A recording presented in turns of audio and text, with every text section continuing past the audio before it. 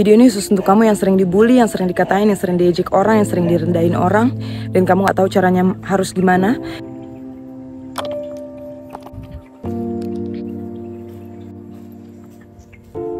Untuk kamu yang sering dibully, yang sering dikatain, yang sering diejek orang, yang sering direndahin orang, dan kamu gak tahu caranya harus gimana, kamu gak tahu harus ngomong sama siapa, karena aku ngerasain banget. Aku udah pernah dibully, udah pernah dijelek-jelekin, udah pernah dikatain orang, dan aku tahu banget saat ini pasti kamu ngerasa sendirian, dan nyatanya memang kamu sendirian karena gak akan ada orang lain yang mengerti bagaimana rasanya jadi kamu. Jadi di video ini aku betul-betul mau ngajarin kamu gimana sih caranya stand up for yourself, gimana caranya supaya kamu tahu apa yang harus kamu lakukan dan mencintai diri kamu.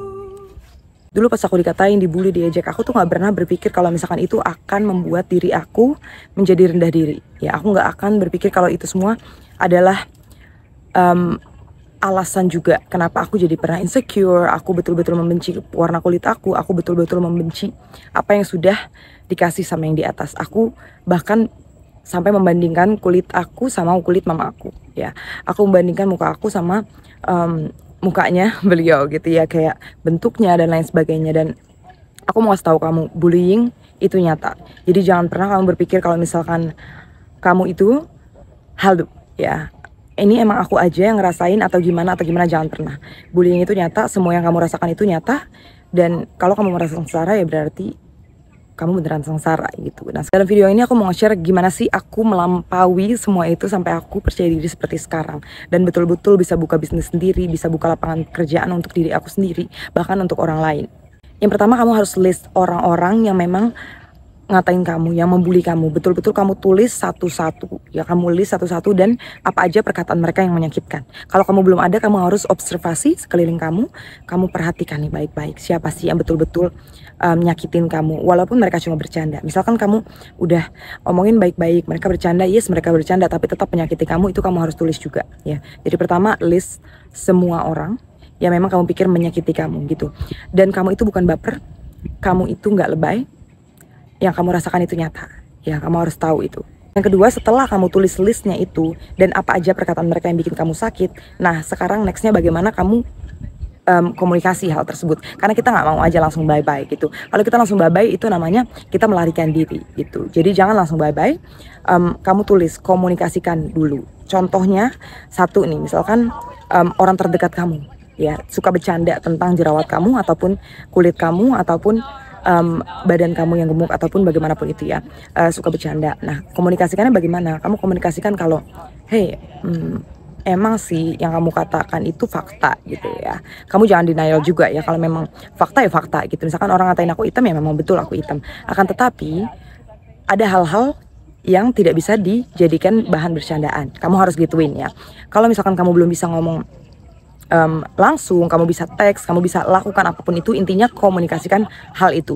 Jadi tadi pertama kamu list, yang kedua setelah kamu list itu kamu harus betul-betul cek ya apa yang mereka katakan. Nah, dari apa yang mereka katakan itu barulah kamu ke solusinya lagi, nextnya komunikasikan. Nah, setelah kamu komunikasikan, tetap kamu observe their behavior ya, perlakuan mereka ke kamu.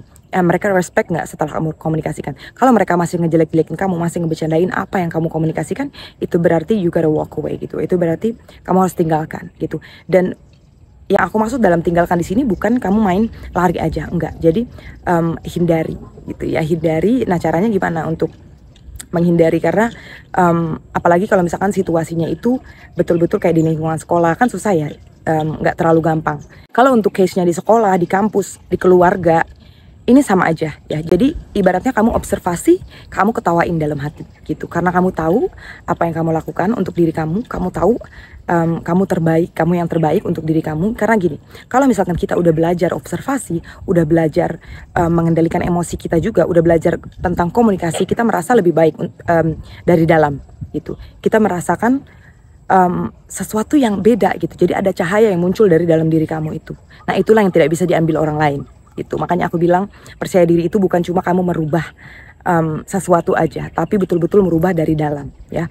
Betul-betul kamu rubah apa sih yang membuat kamu sakit hati. Jadi jangan kamu dikatain terus kamu dikatain hitam terus kamu mau jadi putih, itu enggak gitu caranya. Jadi contohnya kamu dikatain kamu jerawatan ya, kamu tahu diri kamu udah berjuang, untuk jerawat itu capek, cara menyembuhkannya itu capek gitu, nggak gampang, dan hanya orang yang jerawatan juga yang mengerti gitu. Jadi kalau orang yang ngatain kamu ini nggak jerawatan, mereka nggak akan ngerti gitu, beliau ataupun orang ini nggak akan mengerti gitu. Jadi kamu harus observasi perkataan mereka ya. Aku nggak nyuruh kamu maafin mereka karena ada hal-hal yang memang sangat sulit untuk dimaafkan, tapi let it go gitu ya. Lepaskanlah untuk kebaikan diri kamu juga, karena nanti kalau kamu yang stres, kamu yang sedih sendiri, kamu yang nyalahin diri sendiri, sampai-sampai nanti nyalahin orang tua kamu, ataupun nanti nyalahin yang di atas gitu. Kita tidak mau itu terjadi. Makanya komunikasikan. Kalau tidak juga ya, tidak mempan juga, berarti harus kamu tinggalkan.